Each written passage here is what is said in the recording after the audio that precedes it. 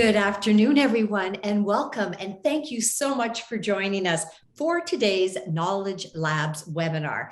I don't need my glasses on to read this part. Hi, everyone. I'm Pattie Lovett-Reid.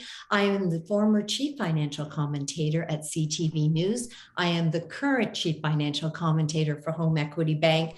I've been a banker, I am a certified financial planner, but most importantly, I have the privilege and the honor of being your host for today. Now, before the introductions that I have of our panelists, I'd like to start with McMaster's land acknowledgement. McMaster University recognizes and acknowledges that it is located on the traditional territories of the Mississauga and the Haudenosaunee nations, and within the lands protected by the Dish with One Spoon Wampum Agreement. So, as we begin now, it's very exciting for me to have people who are joining from really right across North America. Thank you for this, your interest in our topic, and for continuing, of course, to support McMaster and DeGroote's programming. So now I should introduce our panelists, because they're the ones that are going to impart with their wisdom for you. So we have two financial experts joining us for our panel discussion. Aravind Sithamparapillai. Can you say it properly for me, sir? Yeah, I tried. Sure. No, it's all good. Sithamparapillai. Sithamparapillai. Thank you.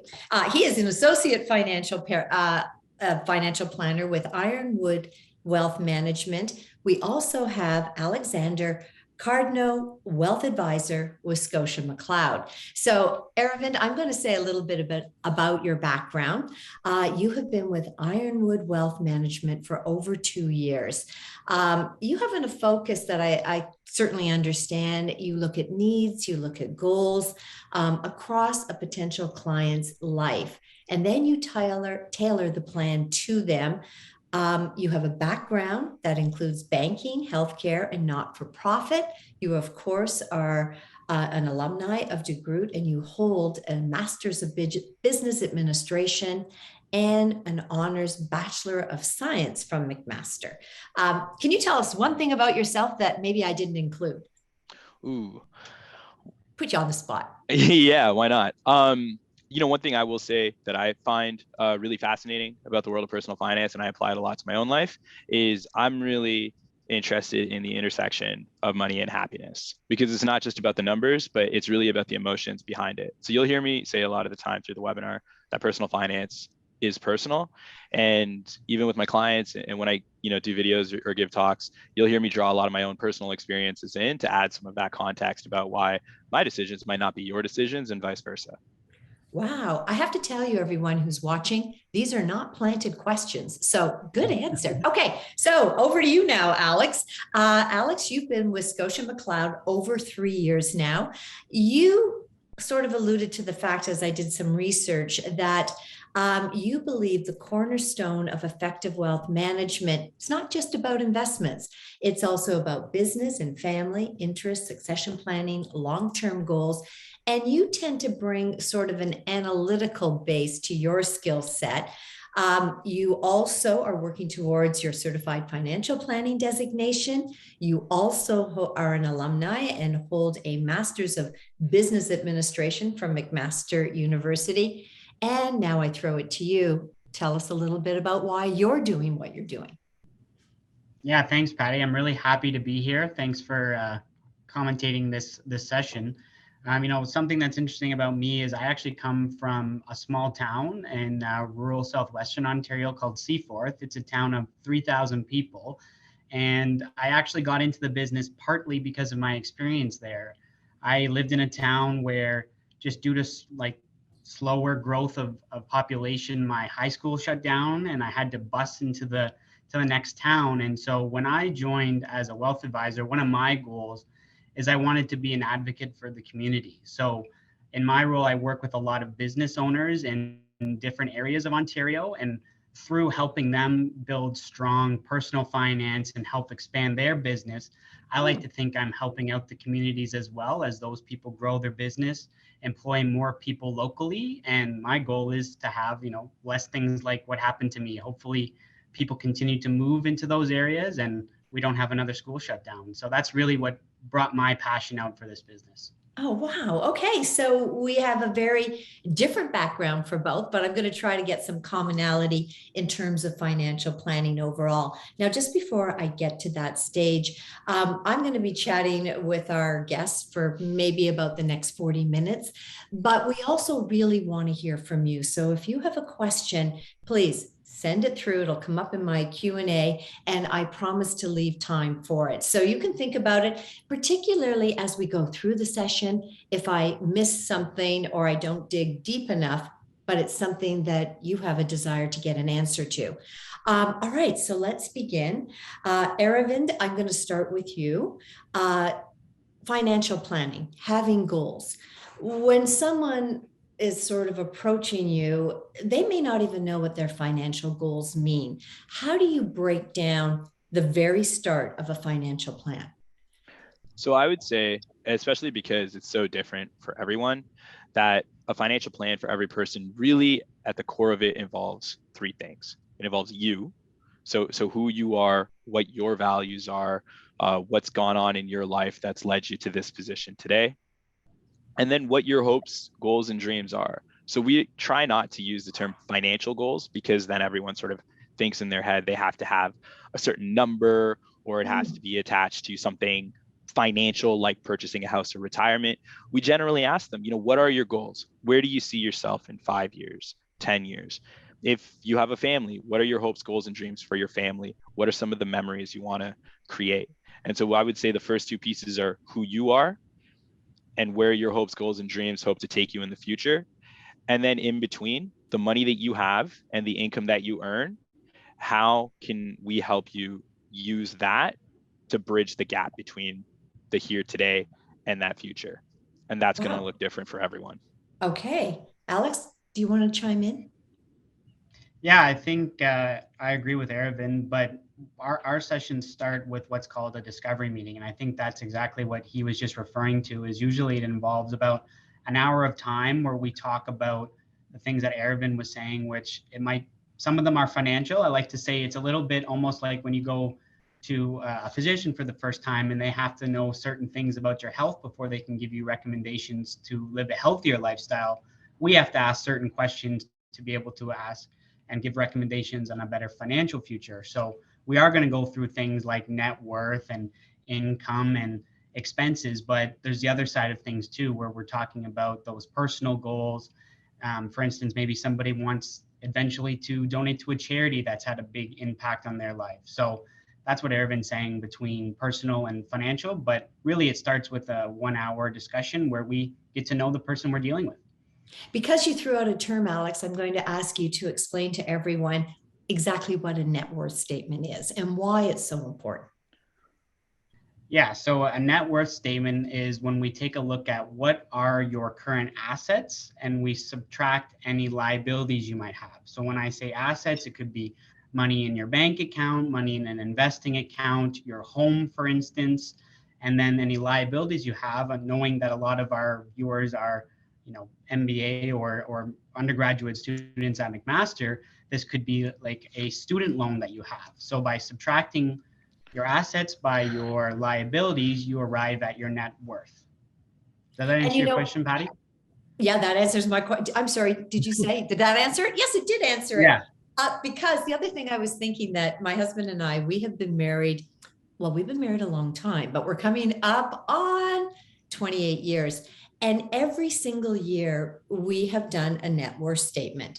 And what I found personally, and Aravind, I'm going to ask you to chime in on this, is that it's a snapshot of a period in time. And I often have found that we're actually maybe better off than we thought, but it also highlights areas for the next year that we want to work on.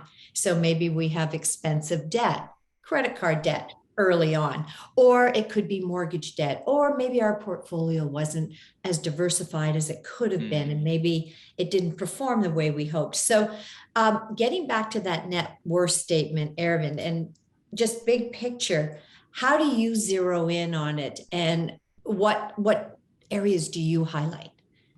Well, I think first of all, it's going to depend on again, personal finance is personal, but for every person, there are certain things that are going to be more impactful to their net worth statement. So a lot of the young alumni watching this, Alex touched upon it, the debt piece is going to probably be, the biggest impact. And so focusing on that for many of them is going to be important because they see that glaring big red number, and that can help from a personal psychological standpoint. You can feel really good that we've got a plan in place to tackle that debt, but it also will help because all of the interest that is probably growing on that debt, having a plan to tackle that means we can start to shift the tide in the direction of moving from negative to positive. For many people who are debt free, or for many of our older clients who, to your point, now have an investment portfolio, they're on the positive side of that net worth spectrum. And now it's really focusing on how can we help move the needle in some of the areas that might be bigger. If it's real estate, if it's an investment portfolio, what are some of those bigger items or those big rocks? Because focusing on moving the needle there is going to have a bigger impact on that picture altogether. So I'm going to very quickly, Aravind, go back to something you just talked about for those who are carrying debt. And a lot of people are. We know a lot of Canadians are living very close to the margin right now, and we're going to talk about that in more detail. But my basic question, and it's going to be to both of you, because they get a bad rap. Do budgets work? Did you want me to go first? Or did you Yeah, go ahead, Aravind. Yeah.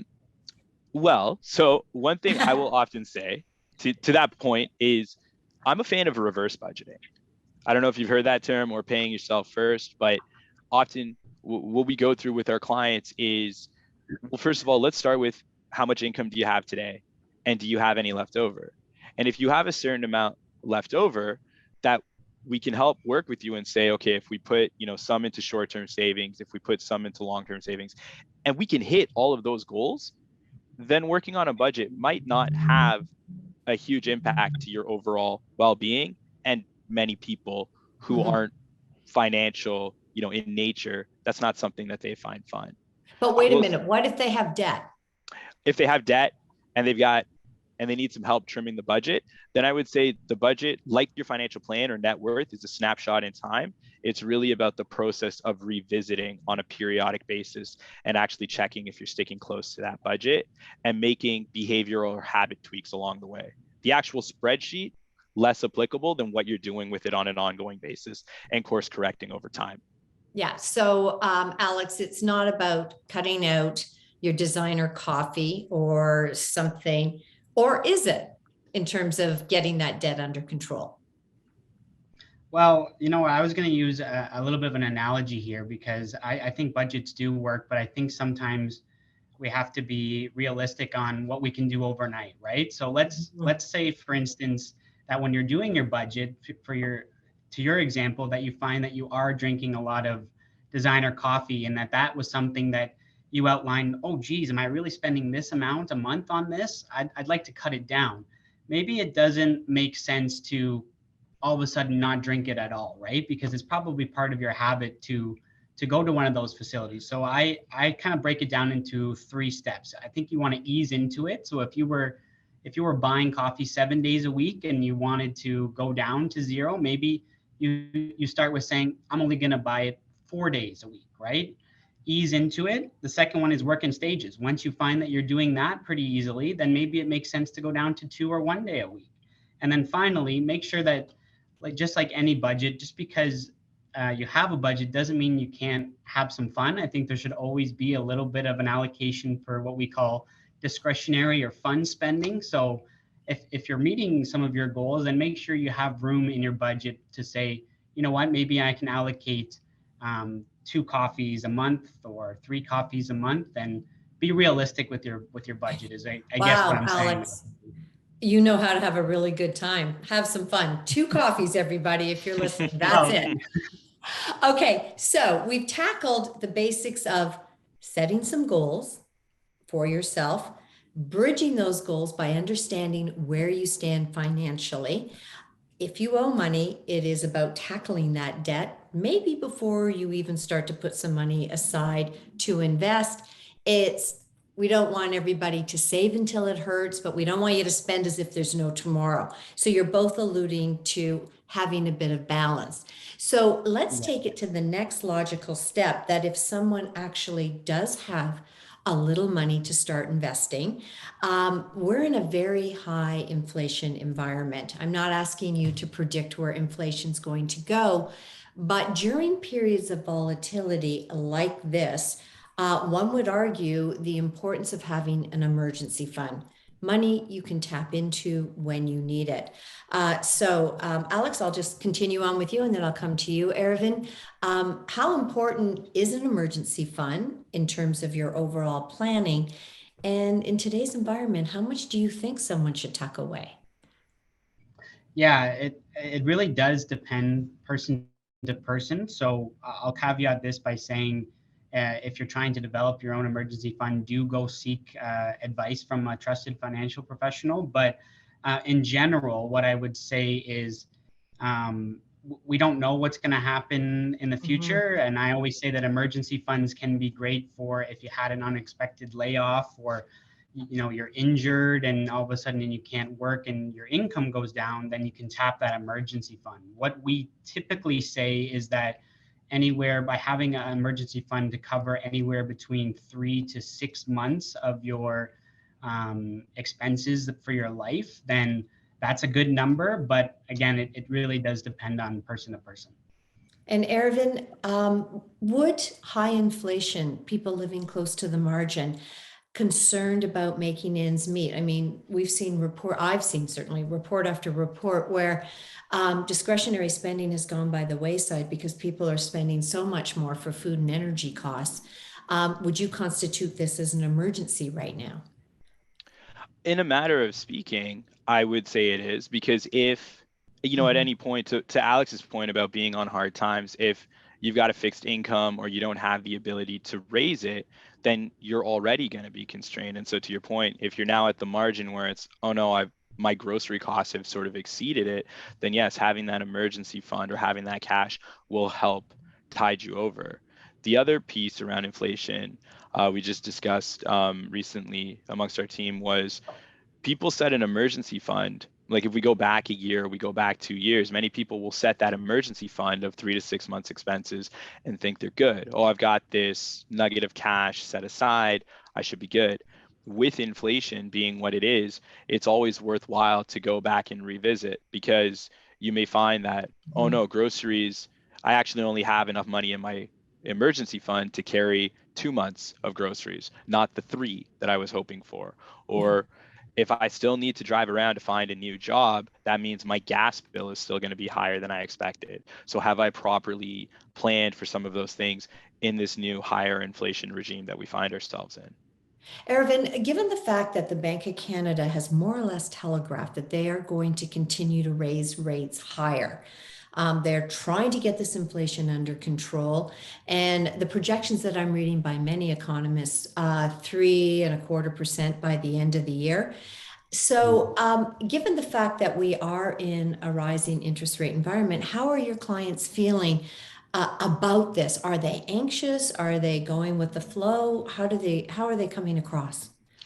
I think there is some anxiousness in general, especially for many clients who maybe either took on a variable rate earlier on and now they're seeing those rates tick up on their mortgage, or for many where they've had a fixed rate and now they're in the 1 to 2 years out from renewing the mortgage, Right. and looking at, okay, how do we now tackle what's going to happen with new interest rates? Should we save more? Should we invest more?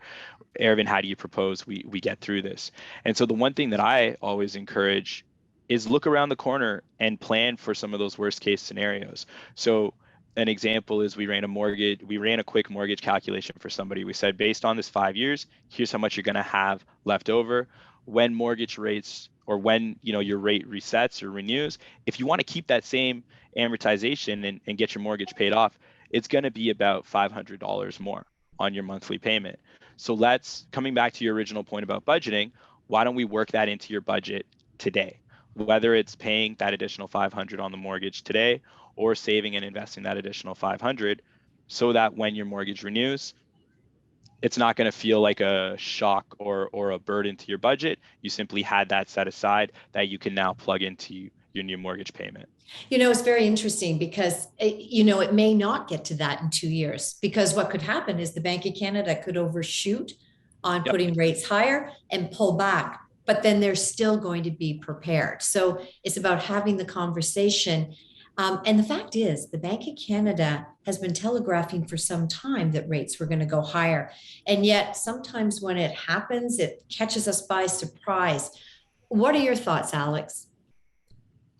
Yeah, I think the biggest sense of security that we can give our clients is that we always bring it back to our financial plans. We try to do a financial plan for every one of our clients so that when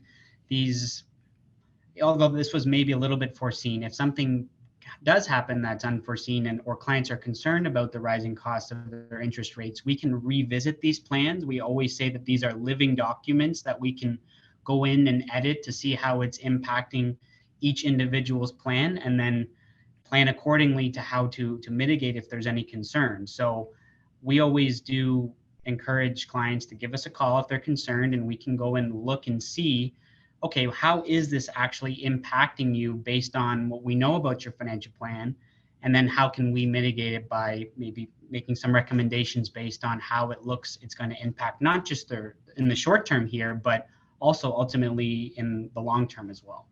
Alex, how often do you reach out to your clients, or do you connect with them after they've created a plan? After creating a plan? Yeah. So they have a plan, and right. Throw caution to the wind. The markets have been volatile. Rates are going higher.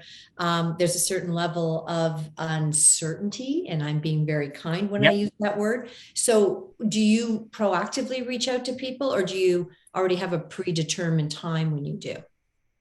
Yes, it depends person to person. At the minimum, we make contact once per year, but some people, when we have those initial financial planning engagements, we ask them, would you like to check in 6 months, or is it maybe quarterly? So it's some people like to have more contact than others. That's just a personal preference, but ultimately we always have an open door, or an open line policy that if something is concerning to you, it's better to get it off your chest, and we're here for advice, right? So give us a call, and we'll address those as they come. And we always bring it back to the plan. So that makes sense. Can you imagine? I mean, I am a certified financial planner, and Aravind, I have a financial analyst that manages our money for a couple of reasons. I don't want to talk about stock on air and be a front runner. Like all of a sudden I pump something up and then I go and buy it myself. You cannot do that. That would be against compliance and definitely unethical. But I do pick up the phone and say, listen, I do want to hear from you quarterly. I want to see how our investments are performing. I want to know if we need to tweak the plan. You both have said they're not carved in stone. So from our perspective, a couple of things we do at Ironwood. I mean, first of all, we actually this year began a monthly newsletter that we send out to our clients, detailing some of the common questions, concerns that we may raise. Because if one client has reached out with a question, just like here on the webinar, if one of you has a question and throws it in, there's a good chance more than one of you might have been thinking it. And so we found that our monthly newsletter has also been a great touch point or communication. The other piece is, so my two areas of focus, I actually focus a lot on midwives here in Ontario. And then I also work with young professionals in the midst of life change, whether it's, having a child, buying a new house, a job transition, a lot of those things that happen very often. So like Alex, the set understanding is at least once a year. But with our midwives who are self-employed, we also have an end of year / tax season touch point for tax planning purposes. And then for a lot of our young clients, we're hearing from them very often because so much is changing, whether it's moving from one job to another and reaching out to us because they're asking for feedback on, hey, if I'm giving up a pension versus this new RSP, or Aravind, the salary isn't what I expected. Do you think I can ask for a bonus? We're a touch point for all of those conversations as well. So we're speaking to our clients on a more frequent basis, I would say. Okay, wait a minute. I can't be the only person thinking this. Midwives? How did you target in on that? So I have 3 kids. I debated throwing that up as my as my interesting fact, if you will. But so you're busy. My wife wanted to use midwives. And so what actually happened is she wanted to use midwives for all three. We had a wonderful experience with the first, our child. He actually just turned 6 on Monday. And so you can, so shout out to the Hamilton midwives because they delivered all three of our children. Okay. And so what actually ended up happening is you can request the same midwives. So number two, we have some of the same midwives. We've now got some rapport. We've got a relationship. And one of them actually happened to be taking their MBA at McMaster. And so we just started talking about finance and different things. We work with healthcare professionals at our firm in general. Many, doctors my partners handle a lot of the doctors. And so there are certain things that apply: incorporation, the self-employed element, tax planning. And they had a couple of very unique challenges or opportunities that came up over the last year or two. And it was honestly just answering a handful of questions. And it turned into this realization that, there's some unique elements to midwifery: the shifts and on-call schedule, being predominantly female driven as a profession, and some of the downstream implications of that. And nobody was really going out of their way to research and understand and hear from midwives. And so it just happened to be something I fell into, but I get to give back because they delivered 3 lovely, crazy kids. And now I get to say thank you indefinitely. Oh, wow. That's good. I'm glad I asked the question. That's great, because you don't know where the next opportunity comes and where there's a need until you start to reach out. Let's shift gears a little bit before we get to the Q&A by hopefully the audience. So please submit your questions. That's our opportunity to have you participate. Let's say I've got a little money and the markets are extremely volatile. First, Alex, tax-free savings account or save for retirement? Which would you prefer? And maybe you could explain a little bit about both. Yeah, so it depends person to person, but just generally, the RRSP is the Registered Retirement Savings Plan. And when you deposit money into that plan, it's tax deductible on earned income for that year. While investing in an RRSP, it grows tax deferred, and you have to pay tax when you withdraw the money out of the RRSP. So it really is supposed to be by the name a retirement savings plan, and the idea is that you contribute into the plan at a higher tax rate, and hopefully when you're withdrawing it later in your retirement, it's at a lower tax rate. So when you withdraw money out of it, you have a certain allocation that you're allotted based on your earned income, which you can see if you go onto the My CRA site. But once you withdraw money out, it's gone. You can't recontribute money. Separately, a TFSA is a tax-free savings account. Now, it's a little bit of a misnomer because you can invest in a tax-free savings account. It's important to acknowledge that. And there's a certain amount that you can also contribute to a TFSA when you put money in. It doesn't have a tax deductible aspect to it, but when it is invested and it grows truly tax-free. So if you put $5,000 in and it becomes $10,000 and you withdraw that $10,000, you don't pay any tax on the $10,000. So it has a little bit more, I think, flexibility to it, in that it can, if you withdraw money from it, you can put the money that you withdraw back in. So I think it really depends from a personal standpoint on things like how much money are you earning? Is the end of the year tax bill something you're looking to beat down? Is this truly long-term savings? Is this money that you're going to use with the idea of using it in retirement? Or is this money that you might need? Do you need that flexibility that if you need to all of a sudden put money down for a car payment or for a house purchase, then the TFSA might make more sense? So I hope that answers the question. It's a little bit more complicated. So if you're uncertain, always go for advice and ask a trusted financial professional.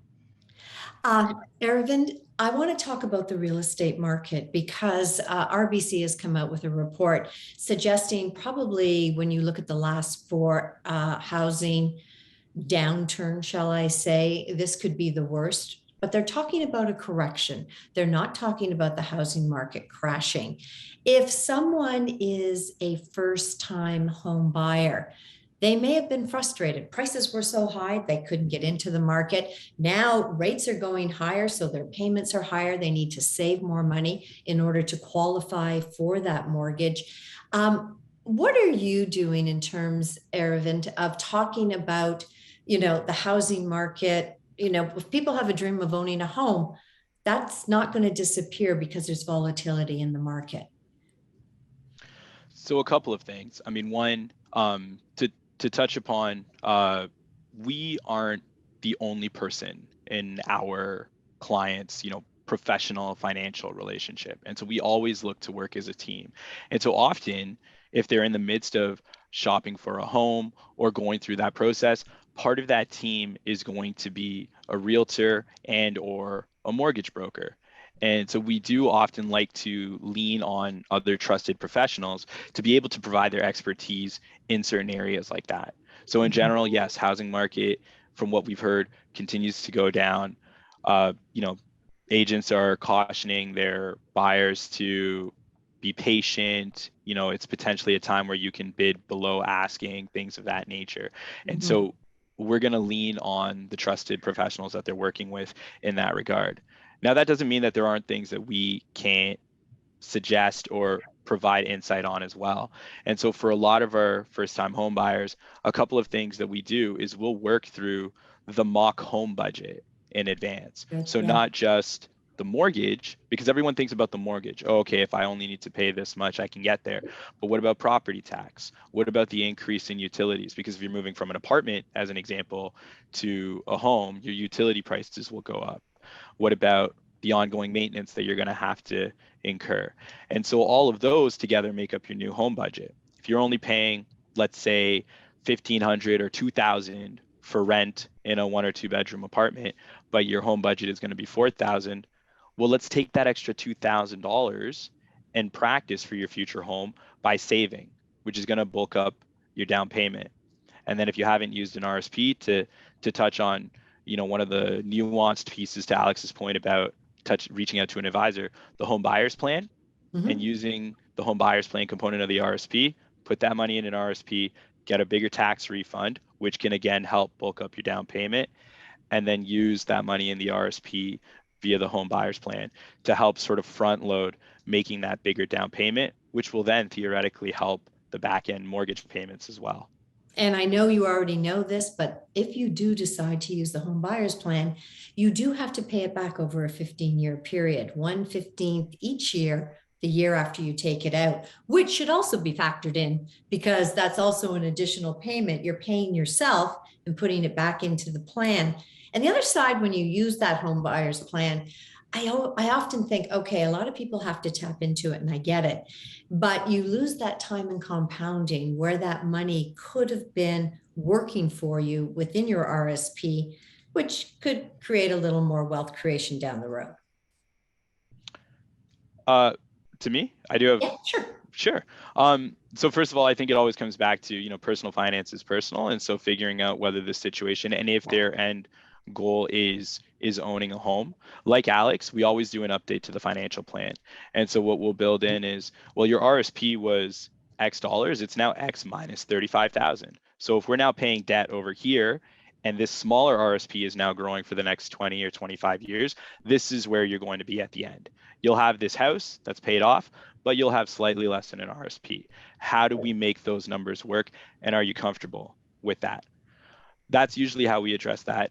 If they don't need the RSP, then we probably don't need to tap into it. But if they also have room in their TFSA, that's an opportunity where we can also maybe take out some of that money via the home buyer's plan and let it now grow tax-free inside of the TFSA and give them a little bit more wiggle room in the short term, just in case, God forbid, the roof falls in on your brand new house and now you're stuck trying to figure out how to handle that as well. It becomes that money pit that we talk about. Alex, one of the areas that we haven't talked about before I open it up, and just a reminder, if you have a question, please send it in. Let's talk a little bit about taxes because I guess CRA, they are basically, for lack of a better way to put it, our business partner for life. Do people actually think about after-tax dollars and how they can look for ways to minimize the amount of taxes? And what do you suggest to people? No, actually, I think that I actually like to tell my clients that there's two ways that I can provide value to you. One is I can help you grow wealth through investing and earning returns on those investments. But the second way is actually through the financial planning in ways of trying to figure out after tax dollars, efficient ways of taking income, for instance, in retirement that there might be a strategy that you didn't think about. So I would say no, I don't think that after tax dollars is something that a lot of people think about. But when we do our financial planning process, that's the exciting part about it, is that we can leverage some tax experts that have CPAs and see about things like estate planning, taxes on how to transition, for instance, a family cottage to the next generation in a tax efficient manner. So no, I don't think that we think enough about taxes. Yeah, I don't think we do either. That's for sure. This is my last question before I open things up. Aravind, I'll come to you. The importance of insurance. And I often think on a personal note that it's something so key that we talk about, because my own father died at 36 of a heart attack. It was completely unexpected.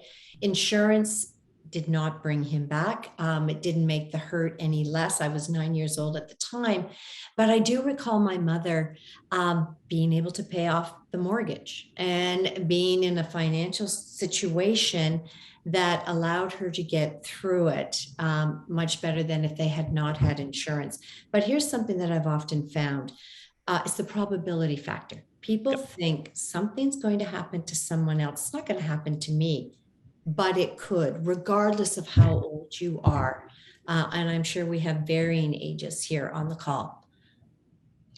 I think it's incredibly important. So when my wife was expecting with our first child, we got life insurance. Again, to your point of the probability factor, I tell my clients, in general, a lot of them have, because a lot of us in this young professional stage have a friend or a colleague or a parent or an aunt or an uncle, someone who has succumbed to an illness or has an illness like cancer, where that mortality becomes a little bit more real. And so what we often say to our clients is, we understand, we actually hope whenever a client goes through insurance with us, we usually wrap it up and say, we do genuinely hope this was the biggest waste of money that you spend, because nobody wants to die. Nobody wants to win in that case. No. But there is a huge peace of mind factor. I had a client, her husband passed away, same thing. Life insurance helped pay off the mortgage. And she says over and over, much like you, it doesn't bring him back, but it gave her peace of mind also ongoing to focus on raising her kids, to focus on taking care of the family and giving her space to grieve, because now she wasn't resentful for him for leaving her behind with all of these struggles. She was able to process her feelings through that time. And so when I use, situations like that with my clients, there's usually somebody in that relationship that gets it or thinks of a loved one that they just want to make sure, if something happens to me, at least we've put the plan in place to make sure that the others around me are taken care of. Excellent. Thank you. All right. As promised, back go the glasses so I can see.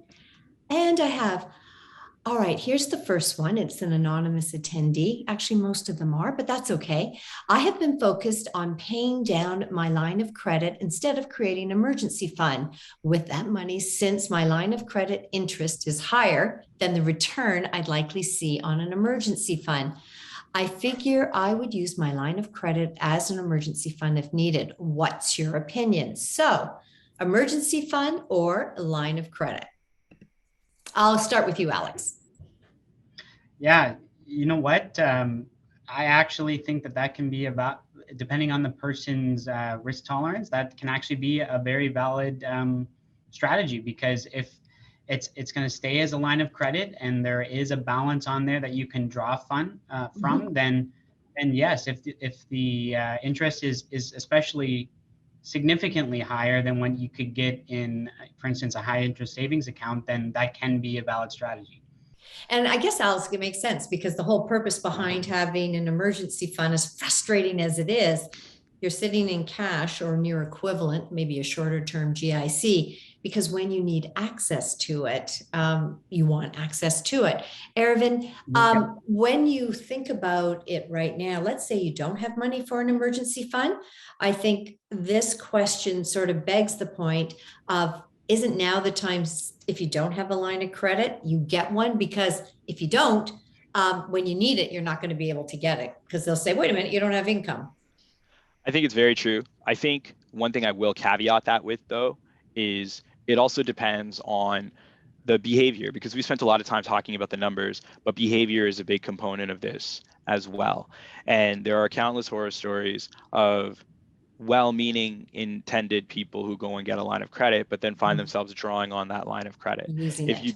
If you don't have savings today for some reason, and there are very good reasons that could have happened, maybe a car broke down or something like that, but if you don't have savings today, before going out and getting a line of credit, it's always important to at least take a step back and review the situation and say, okay, how do we end up in this situation? Yes, I think a line of credit definitely helps in a pinch, but it's also about understanding what happened to get here and how do we put guardrails around our budget, our financial plan, and where we're putting our money so that we can make sure that we don't end up in that situation in the future as well. Great question. Great answers, you guys. Okay. Okay. So basically, where can I get some financial advice?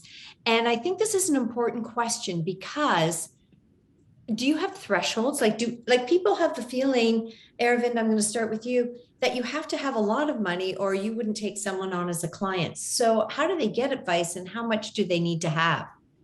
So we always take an introductory meeting with any of our clients or any of our potential clients. We don't screen for those introductory meetings. We always take a 30-minute fit meeting with any of our clients and we see if there's something we can do to help. Oftentimes we have had clients, or I should say non-clients, they come to us and they have a sizable amount of credit card debt or a line of credit that is a very high interest rate. And we say to them, look, in good conscience, I can't take your money and invest and take you through this up and down ride when I can get you a guaranteed return of 8, 9, or if it's a credit card, sometimes 22% by paying it down. So we will try to find some quick wins for our clients. We say for those that do work with us, it is much, much more about the mindset and their willingness to work with us, willingness to listen to the advice that we give them. That's going to help drive that long-term return for them.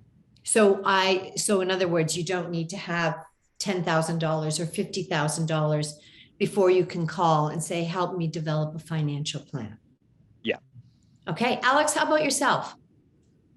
Yeah, for myself, I'm the same as Aravind, that always willing to have an introductory call. On the wealth management side, we do have some minimums, but the good thing about working with a large bank like Scotiabank is that if it's not me, there's somebody within our organization that can help you. So happy to have a conversation. And if it's not me, then I'm happy to find somebody that can help you out. Excellent. So basically, I'm just going to summarize that by saying that everyone deserves a plan. They deserve their own plan. Both of you have mentioned so often that it's personal, and no two plans are going to be identical because no two people are identical. You could have two 50-year-olds at this, you think, are the same point and stage in life, but only to find that maybe one went through a bankruptcy, the other's been saving their whole life, or somewhere in between. So every single person listening, you deserve your own plan. Okay, let's go back to the questions. I had to throw that in. I'm very passionate about that. Where is the best place to keep that emergency fund? Should I use a high yield savings account or cashable GIC? That's a quick answer. Which one would you prefer, Aravind? I mean, really, whichever one is going to pay a higher interest rate. If the cashable GIC is truly cashable, and Pattie, you mentioned this before, right? Yeah. It's about having access to it. Then really, it depends on which one's going to pay you the higher interest rate. Both are going to have the same protections or the insurances in place. So I would say that's really a numbers question at the end of the day. So Alex, I'm just going to summarize by saying, don't put it in the market. Right. It has to be safe and it has to be there when you need it. And I think most cashable GICs, they take about 30 days and then you can get your interest rate. So if you're putting it in a cashable GIC, just make sure that you reasonably don't need it in the next 30 days if you want your interest rate. Thank you. Let's go to the next question. Any advice on talking about finances and financial goals with your partner while still dating and engaged? Dating/engaged. Alex, do you want to start? Sorry, can you repeat the question there, Patty?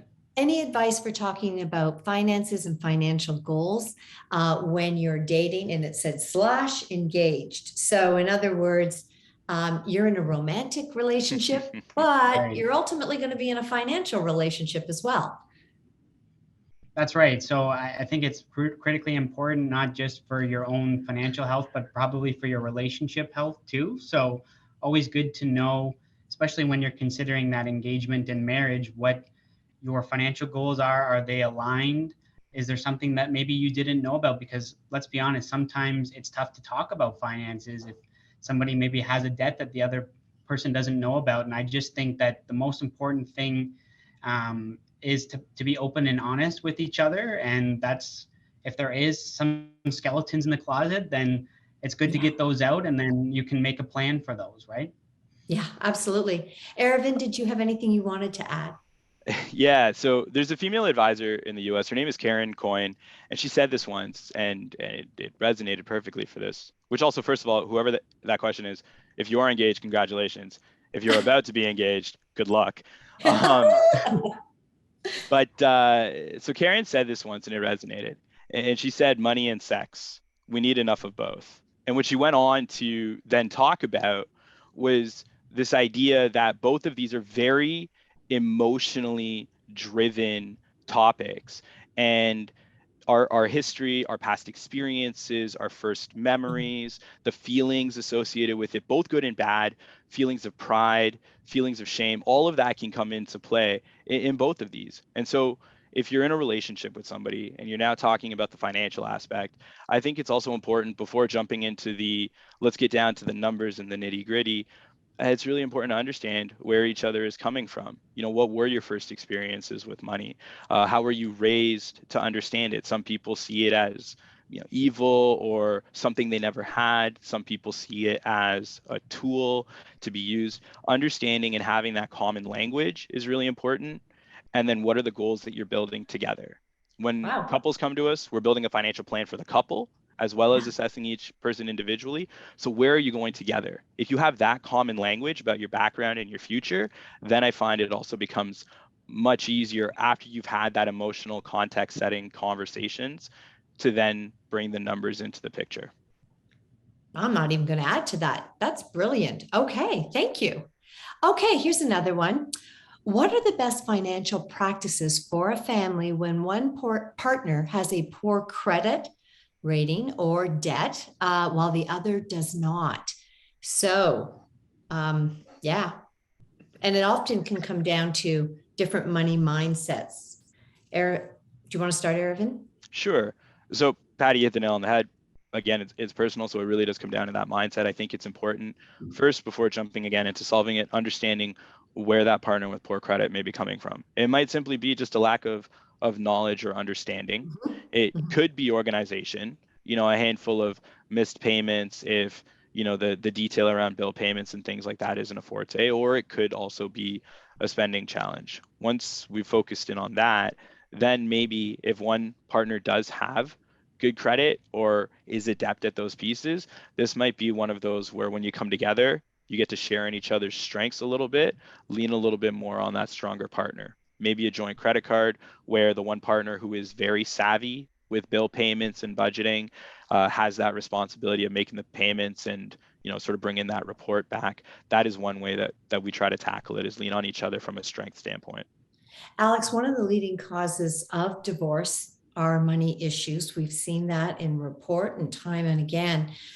So having a misalignment, there are some strategies that Aravind just talked about, but how do you deal with two that come from opposing sides to really get them more aligned? Yeah, I mean, that's the $1 million question, right? It can be challenging, especially if both individuals are of strong mind and, rooted in their ways. And I think it just comes down to making sure that everyone understands the implications of maybe these differing opinions or differing strategies, and talking it through and understanding, is there ways of improving things. But ultimately, it's just about communicating the current situation and maybe discussing some compromises between individuals on how they can improve their credit ultimately. Yeah. Okay, so we have a few more questions. I'm going to go through them, and I'm going to bounce one off of each of you just to see if we can try to get through them. I have debt on my credit card, Aravind, this one's for you, but I have the money saved to pay it off as savings. Would it be a good idea to pay it off and take that money out of my savings account? What would you do? So in short, yes. Again, most credit cards, if you look at it, while I don't love the interest rate that comes with the credit card, it does function a bit like a line of credit. You can always put charges back on. So in the short term, yes, paying off the credit card makes sense. But long term, again, comes back to how do we end up in that position? Does the budget need to change? Are we taking too much money and putting it elsewhere? How do we control so that we don't end up back in the red and that money can stay in the savings account going forward? Okay, Alex, this next question is for you, and I'll read it.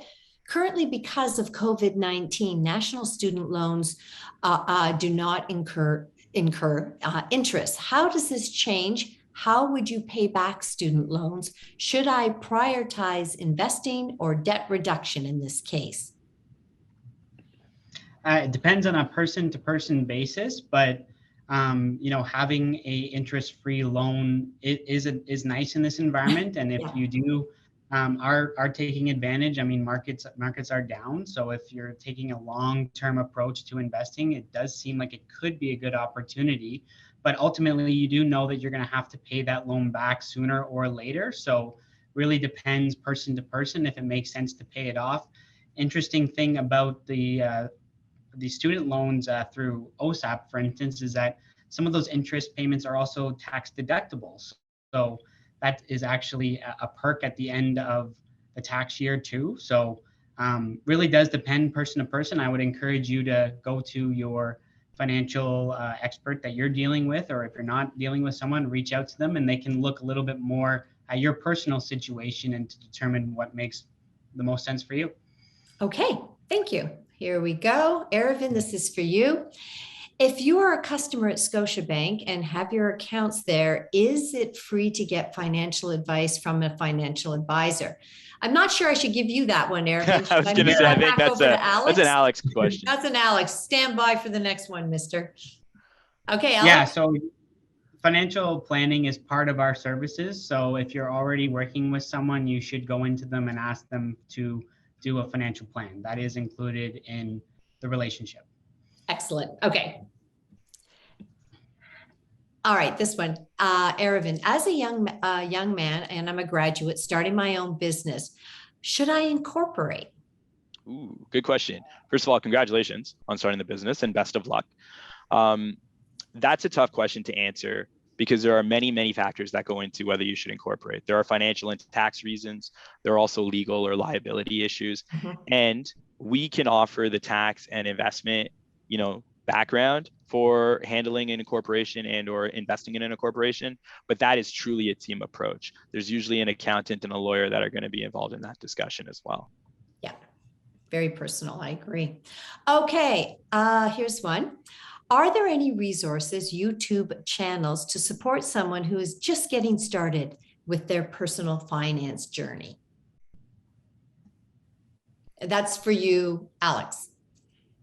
Any YouTube channels? Any YouTube or where someone who's just starting, if there isn't a YouTube channel that you necessarily recommend, where can they go if they want to do some self-learning? Yeah, so I think there's a couple books that maybe I could even recommend. Sure. So there's The Wealthy Barber that I've read, and there's first one I read. And there's The Millionaire Living Next Door, I believe is the name of the book. So those would be two resources that I would encourage somebody to look into. Oh my gosh, this was definitely not pre-discussed, but I can tell you The Millionaire Next Door and The Wealthy Barber, both books that I recommended all four of our adult children read. And The Millionaire Next Door is so fascinating because it, you don't know who that person is next door. They live below their means. They're not flashy. They're not throwing their money around. They're not wearing designer duds. And then with the wealthy barber, pay yourself first. I actually talked to David Chilton and he said, I didn't coin the phrase, but I can tell you it certainly did well for me. Here's the last question to you, Aravind. I'm just going to bring it up. And it is, I have 40,000 in my account and want to have it accessible for a down payment on a house in the future. Is it a good idea to invest it in an exchange traded fund? Because I'm not sure when I can actually afford the house.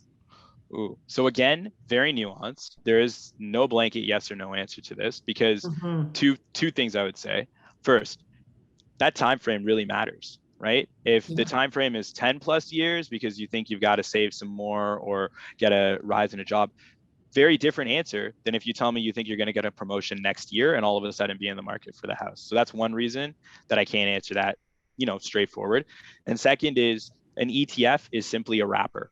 It's what's inside the ETF that counts. There are low risk cash style ETFs. There are high risk all stock ETFs, and there's everything in between.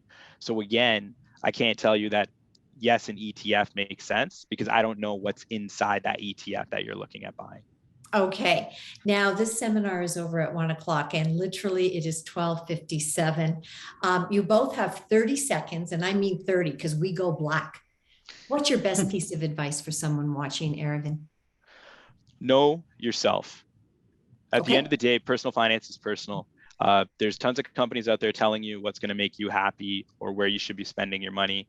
I can tell you where you could be putting your money, but if you don't know yourself and if you don't know what puts joy into your bucket, everybody else trying to tell you what's right or wrong, they don't know. They don't know what's best for you. You're not going to get excited to save money. I have to tell you, Alex, he just took 10 seconds of your time, so you have 20 seconds. No worries. I think you mentioned it earlier, Patty. Everyone deserves a financial plan and everyone deserves advice. So whether you're just starting out or you have $1 million to your name and you're concerned, go get advice. It doesn't have to always be at a bank. It might be through a trusted person that you look up to. But if you're concerned, go and find advice from somebody you trust. Right. Thank you, Aravind, as well as Alex. Thank you so much for being here. Before we go to black, I would just like to say that this event will be recorded for marketing and promotional purposes and or shared with the group, McMaster, or with our speakers, participants, and other partners. By the way, if you have any other further questions or concerns, you can always contact Market and Community Engagement Team at DeGroot. And let me do a wrap before we go to black because they told me they really mean it. Thank you so much for participating, for listening, and taking the time out of your day to be with us. Have a great one, everyone.